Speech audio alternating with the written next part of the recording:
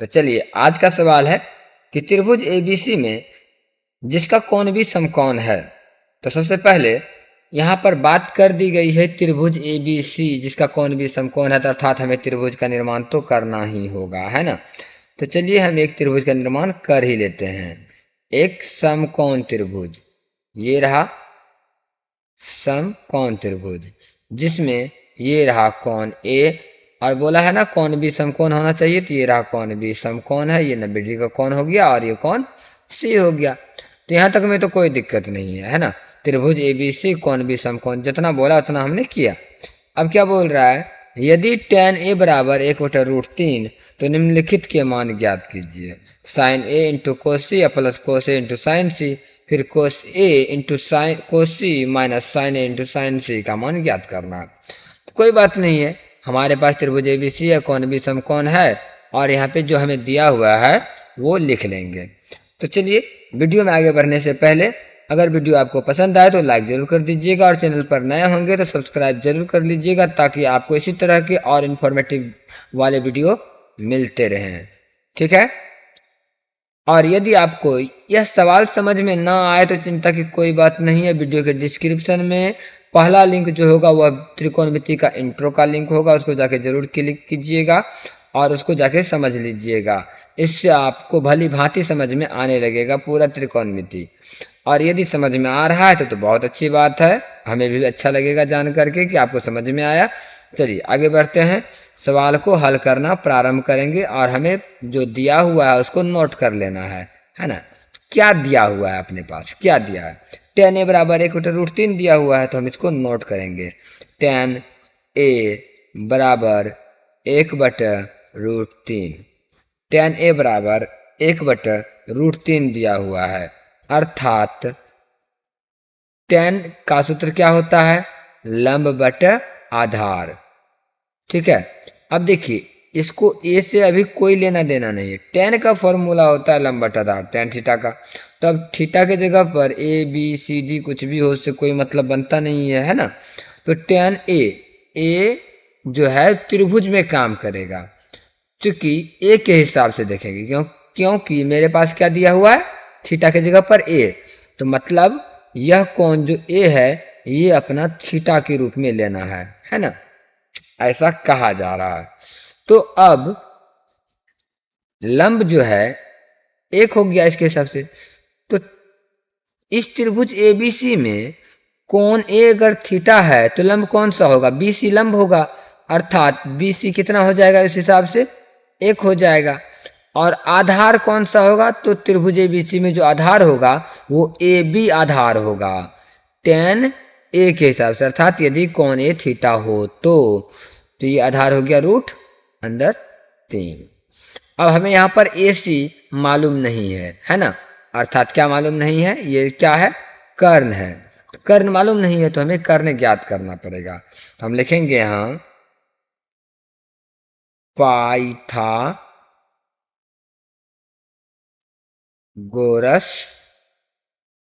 प्रमेय से। ठीक है, पाइथागोरस प्रमेय से हमें क्या ज्ञात करना है, ए सी, अर्थात कर्ण ज्ञात करना है। तो हम सीधा कर्ण का फॉर्मूला लगाएंगे। कर्ण बराबर पाइथागोरस प्रमेय क्या होता है, रूट अंदर लंब का स्क्वायर जोड़ आधार का स्क्वायर होता है।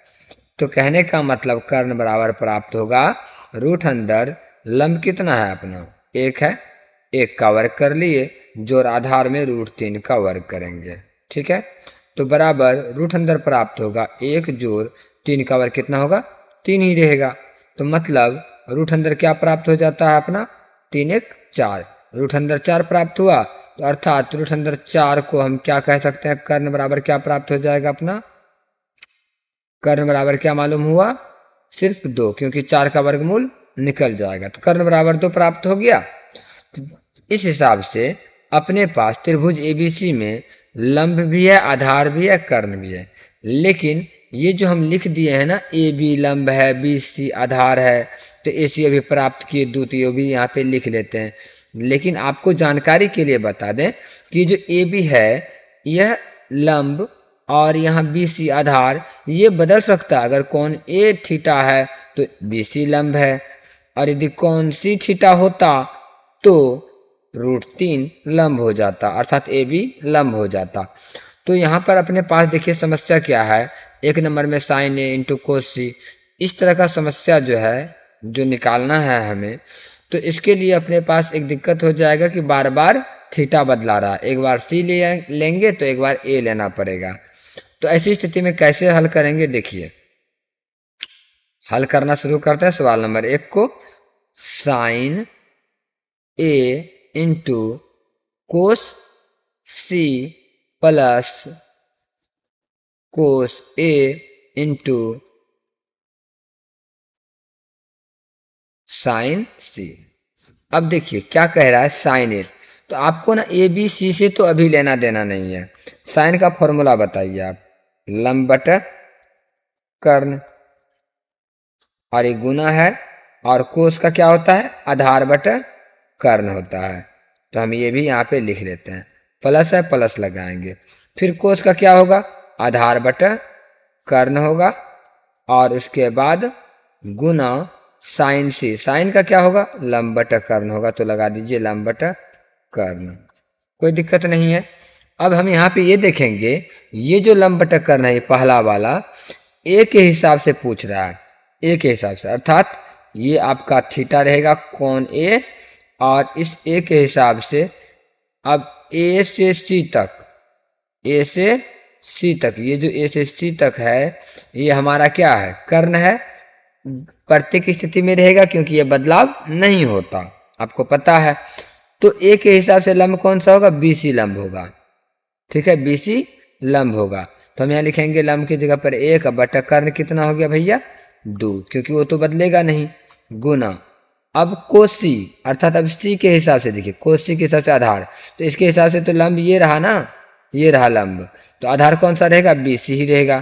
तो 1 बटा कर्ण कितना हो गया, 2 रहेगा, प्लस अब कोस ए के हिसाब से, कोस ए तो आधार बटा कर्ण, तो मतलब मुझे अब की बार ये कोण ए जो थीटा है ना ये लेना है, और इसके हिसाब से आधार कितना हो जाएगा, √3 हो जाएगा।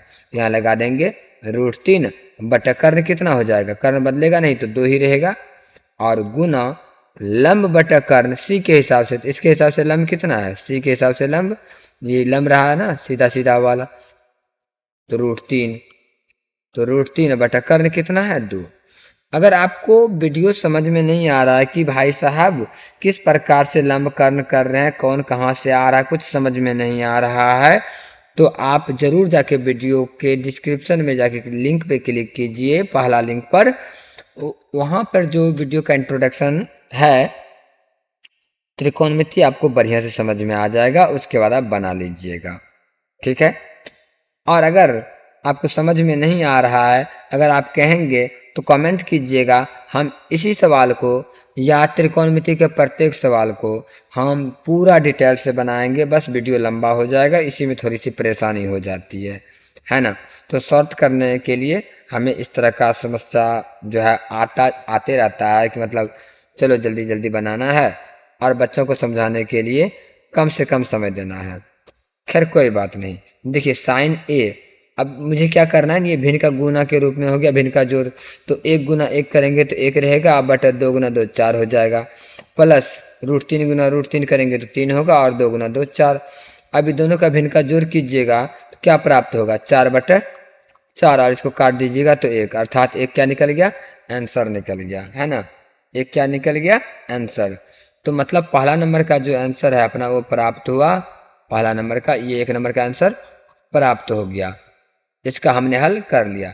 तो बिल्कुल उसी प्रकार से आप इसका हल करके दिखाइए सवाल नंबर 2 का, और अगर समझ में आ गया है तो इसका हल कीजिए, हल करने के बाद कमेंट में इसका उत्तर जरूर दीजिए, और अगर नहीं तो बनाने के लिए बोलिएगा कमेंट में, हम सवाल नंबर 9 को पूरा डिटेल्स में पुनः बना देंगे, ठीक है। वीडियो पसंद आया हो तो लाइक कर दीजिएगा, और चैनल पर नया हो तो चैनल को सब्सक्राइब भी कर दीजिएगा।